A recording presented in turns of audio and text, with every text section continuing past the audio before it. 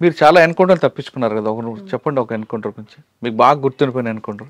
బాగా గుర్తుండిపోయిన ఎన్కౌంటర్ అంటే నేరల్లది పెద్ద ఎన్కౌంటర్. నేరెళ్ళే ఎంతమంది చనిపోయారు అందులో? కామ్రేడ్ నలుగురు చనిపోయారు. ఏం జరిగిందమ్మా రోజు? ఎవరెవరు ఉన్నారు అక్కడ? అక్కడ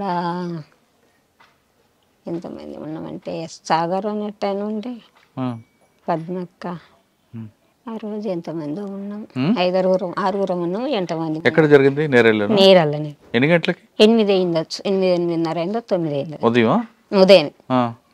మేము పొద్దుకే ఊరలను పిలిపించుకున్నాం, మాట్లాడినాం. మా దగ్గరికి ఒక జర్నలిస్ట్ వచ్చేది ఉండే ఆ రోజు. జర్నలిస్ట్ వచ్చేది ఉంటే నేనే అక్కడికి పోయినా, బడికాడికి వస్తాడని అంటే నేను అక్కడికి పోయినా. చాలాసేపు ఉన్నా, గంట సేపు అంటే పొద్దుకి 6 గంటలకు ఆయన వస్తాడని అంటే 6-7 గంటల దాకా అక్కడ ఉండి వెళ్ళొచ్చిన. వచ్చాడు ఆయన జర్నలిస్ట్? రాలే. ఆయన పేరు శంకర్ అని జర్నలిస్ట్ ఉండే. అయితే ఆయన రాలేడు. 6 నుంచి 7 దాకా ఉన్నా ఊరు లోపల, రాలేడు. పొద్దుకి ఊరలోనే పిలిపించుకున్నాం, మాట్లాడినాం. మాట్లాడి తెల్లవారుజామున పొద్దుకి అన్నం వండిపించుకున్నాం. అందరం పొద్దుగాల గుట్టెక్కినాం, నీళ్ళు తీసుకొని తిన్నాం. పొద్దున్నే తిని పడుకున్నాం. సెంట్రీ డ్యూటీ నాదే ఉండే. నేనే సెంట్రీ చేసిన. మళ్ళీ తర్వాత నా సెంట్రీ అయిపోయిన తర్వాత ఇంకొక ఆయన సెంట్రీ ఉండే, ఆయన నా పక్క పొంటే ఉన్నాడు. ఇంకొక ఆమె రాసుకుంటున్నది, వీళ్ళేమో నిద్రపోయింది. లక్ష్మణ్ సెంట్రీ డ్యూటీ నీదే ఎక్కువ అని చెప్పాను. ఇక అన్న వల్ల ఆయన సెంట్రీ ఎక్కిండు. ఆయన సెంట్రీ ఎక్కిన వల్ల ఈమె లేచింది, ఇంకొక ఆమె లేచి బయటకు పోయి వచ్చింది. ఆమె ఏదో టాబ్లెట్ వేసుకొని అక్క నువ్వురా బయటకు పోదాం రానంటే గిట్లా బయటకు వచ్చినాం. బయటకు పోయి వచ్చినప్పుడు ఏమీ లేదు అసలు. వచ్చి కూర్చుండి మళ్ళీ రాసుకుంటున్నాం.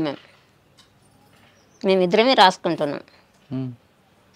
రాసుకునే టైంలోనే ఈ సెంట్రీ ఆయన ఏం చేసిండంటే, అక్క ఏమో సప్పుడు వినబడుతుందని అన్నాడు.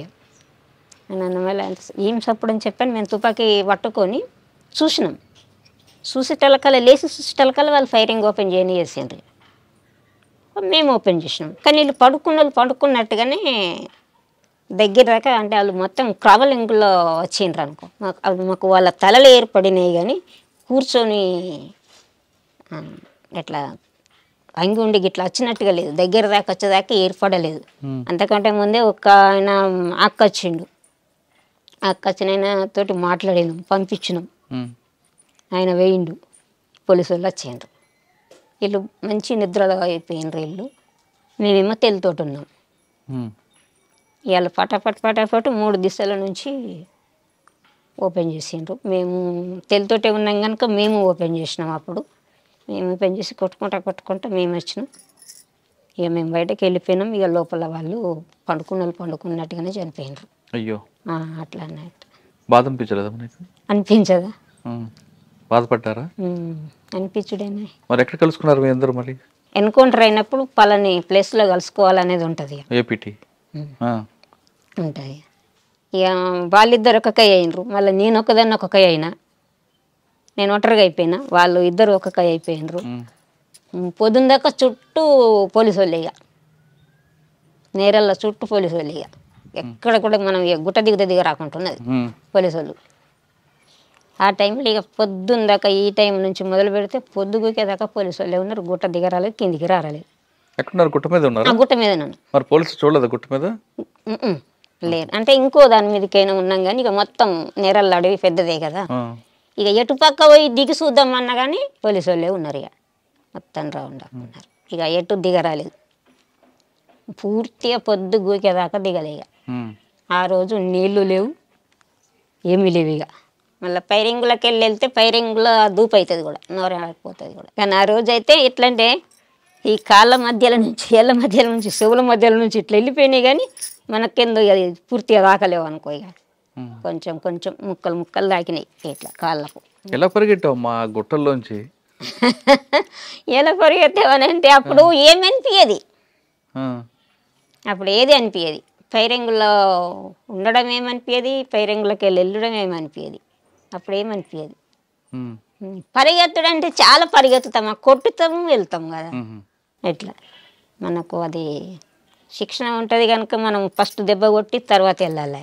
మనం ఎంతగా ఉరుకుతే వాళ్ళు మనం ఎంబడవాడు ఉరికిరారు, ఉరికేస్తారు కదా. ముందు ఫైర్ చేసి కాసేపు ముందుకు వెళ్తారు, కాసేపు ముందుకు అట్లా అన్నట్టు. ఇక కొంచెం మనుషులు వాళ్ళు కాంట్రాక్ట్ ఫైరింగ్ ఆఫ్ చేసి ఉండడం. ఇక సాధారణంగా సెంట్రీ అంటే ఏం చేస్తారు మీరు?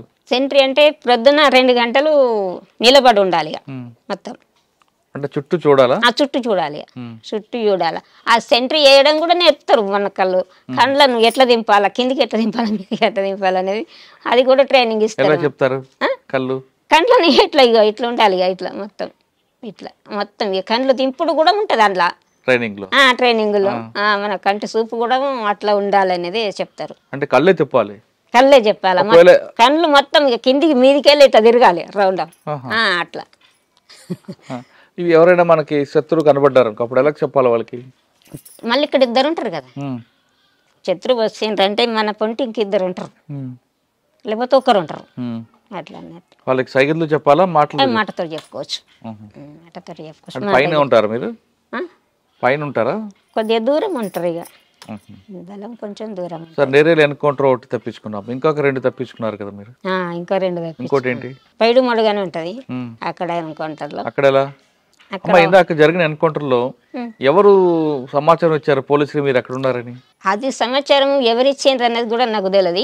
తర్వాత ఏంటంటే ఈ జర్నలిస్ట్ అయినట్టు ఆయననే పోలీసు వాళ్ళు మళ్ళీ జాడకు లేకుండా పంపించారు. ఆయన పత్రిక లేకుండా హైదరాబాద్ పంపించేసిండ్రు, అడ్రస్ లేకుండా.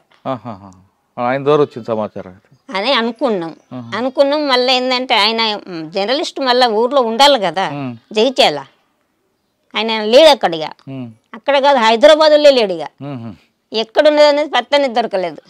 మళ్ళీ నేను ఇంటికి వచ్చిన తర్వాత కూడా అడిగారు పోలీసు వాళ్ళు, మీకు శంకర్ మీద మీకు డౌట్ ఉంది కదా అని అడిగాను. ఎవరు అడిగారు? ఇక్కడ డిఎస్పీ అడిగాను. 4 వైపుల నుంచి చుట్టుముట్టినావు, నువ్వు అందులోకి వెళ్ళి ఎట్లా వచ్చినావు ఇంకా తను అడిగాను. ఇంకో ఎన్కౌంటర్ చెప్పమ్మా. ఇక పెడుమడుగుది దాంట్లో 3 చనిపోయినారు. పెడుమడుగులు ఈ గంగుల వెంకటస్వామి, రమేష్ కమాండర్ అంటే చూడు, ఆయన భార్య. మీరు ఉన్నారు అక్కడ? అక్కడ మేము. అది ఎలా జరిగింది? అది మా దళంలో ఉన్న సభ్యుడిని ఇంటికి అంటే మాకు పరిచయం ఉన్న వాళ్ళ దగ్గరికి భోజనం చెప్పి రమ్మని తోలేసినాం. తోలేస్తే ఆయన ఏం చేసిండంటే ఆయన అంతకంటే ముందే పోలీసు వాళ్ళకి మారిపోయిండు. పోలీసులతో మారిపోయింది ఆయన. ఆ మారిపోయిన సంగతులు మాకు తెలియదు. ఆయనను పంపించినాం. ఆయనను పంపిస్తే ఆయన ఏం చేసిండంటే ఆ భోజనం కడుకు పోవాల డైరెక్ట్గా బస్ ఎక్కి కొరట్లో వేయండు. అప్పుడు ఫోన్లు గిండ్లు లేవు కదా, డైరెక్ట్గా ఆయన పోలీసుల దగ్గరికి వేయనని చెప్పిండు నాకు కూడా. ఆయన అట్లా వేయండి పోయి వచ్చిండు. ఆయన వచ్చితేనే పోలీసు వాళ్ళు వచ్చిండ్రు. ఇంకప్పటికి అన్నం రాలేదు, ఈయన వచ్చిండు. అప్పటికెప్పుడంటే ప్రొద్దున పోయిన మనిషి 2-3 గంటలకు వచ్చిండు. ఆయన పోయిన మనిషి 2-3 గంటలకు వచ్చేటకల్లా ఈయన ఇప్పటిదాకా రాలేడు. ఎందుకు మాకు డౌట్ వచ్చింది. డౌట్ వచ్చి మరి చదువుకుందామని చెప్పి చదువుకుంటున్నాం, ఇక్కడికి వెళ్ళిపోదామని చదువుకుంటున్నాం. కలసి పోలీసు వాళ్ళు ఫైరింగ్ రెడీ చేసిండ్రు. అది అన్ని పొలాలు, పసుపు తోటలు. అయితే ఇంట్లో కూడా ఏమైందంటే పండుకున్నారు. ఒక ఆయన పండుకున్నాడు. ఈమె మాతో వచ్చింది ఫైరింగ్లు, వెంకటస్వామి భార్య. మేము ఇట్లా బయటకు వెళ్ళినాం కానీ ఆమెకు మాకు ఆమె అక్కడుండి ఫైరింగ్ చేసింది, నేను ఇక్కడుండి ఫైరింగ్ చేసిన. నాకు ఇటుకి పసుపు తోట ఉన్నది, నేను తోటలోకి వెళ్ళిన, నాకు దాకలేదు దెబ్బ, ఆమెకు దాకింది. నా పక్క పంటే ఉన్నది, ఆమెకు తోట దాకింది, ఆమె చనిపోయింది. నేనేం పసుపు తోటలో నుంచి ఫైర్ చేసుకుంటా నేను బయటపడి అట్లా. మళ్ళీ మేమందరం కలిసినాం. ఈ ఊర్లోకి తోలేసిన ఆయననే మాకు కాంటాక్ట్ కాడికి ఆయనను పంపించినాం. మళ్ళీ మాకు చింతకుంటలో కాంటాక్ట్ ఉండే. ఆయన నాకు ఏం చెప్పినంటే ఈ టీంకు లీడర్గా నేనే ఉన్నా అప్పుడు. ఆమె చనిపోయిన ఆమెనేమో కతలాపూర్ ఏరియాకి ఆమె ఉండే. ఆమె కమాండర్ కాముండే, ఇక్కడ టీంకేమో నేను ఉంటిని. ఆమె చనిపోయి అయితే మళ్ళీ అక్కడికి ఈ ఎప్పుడైతే అన్నం కోసం పంపించినామో ఆయనని అక్కడికి పంపించిన. మళ్ళా పంపించి మరి ఆ రూట్ చెప్పింది అన్నట్టు, ఇట్లా మధ్యాహ్నం నుంచి ఇట్లా పెద్దగుండు కాడికెళ్ళి ఒక తవ్వ ఉంటుంది, ఆ తవ్వ నుంచి ఇట్లా వెళ్ళు అని చెప్పని రూట్ అడ్రస్ అంతా చెప్పి తోలిసిన. ఆయన అటు పోలే, చక్కగా మెట్టిపల్లి పోయి మళ్ళా ఆయన మెట్టిపల్లి పోయి మెట్టిపల్లి కాడ బస్సు ఎక్కి బండి ఎక్కి మళ్ళీ అక్కడికి పోయి అక్కడ మళ్ళీ హరిదళం అని ఉండి మళ్ళీ ఆయన మేము కలిసినాం. ఇక ఇంకొక ఎన్కౌంటర్లో ఇంకొక ఎన్కౌంటర్ ఇక అది మధ్య మళ్ళీ ఎన్కౌంటర్. ఇది పెద్ద మడుగు, అది మధ్య మడుగు, ఇది పైడు మడుగు. పైడు మడుగు అది కోరట్ల మండలంలో పైడు మడుగు. ఇక్కడ ఇది అక్కడ మధ్య మడుగు ఎక్కడ? అటుకై మధ్య మల్లు అది రాజన్న సిరిసిల్ల. అక్కడ ఎలా జరిగింది? 70 మంది ఉంటాము అప్పుడు. పెద్ద కాన్ఫరెన్స్ అది, పై కమిటీ వాళ్ళు ఉన్నారు, స్టేట్ లెవెల్లో అందరూ ఉన్నారు అప్పుడు. బాగా పెద్దది అది. అది పెద్దదైతే పొద్దుకి పండుకున్నాం. ఆ రోజు అంత ఉన్నాము. ఒకరోజు జెండా ఆవిష్కరణ చేసినాము, జెండా ఎగిరేసినాం, అక్కడ స్తూపం కట్టినాము, జెండా కట్టినాము, అన్నీ మంచిగానే చేసినాం. అక్కడ అప్పుడే నన్ను ప్రమోట్ చేసిండ్రు అందులో. ప్రమోట్ చేసి ఎల్జిఎస్ కమాండర్గా ప్రమోట్ చేసిండ్రు. నన్ను పైలట్ టీంలో పెట్టిండ్రు. ఆ పెట్రోలింగ్ ఓవుడు మబ్బుల మొదటి బ్యాచ్ పెట్రోలింగ్ ఓవడానికి ఆయన భాస్కర్ అనేట ఆయన జిల్లా కమిటీ మెంబరే.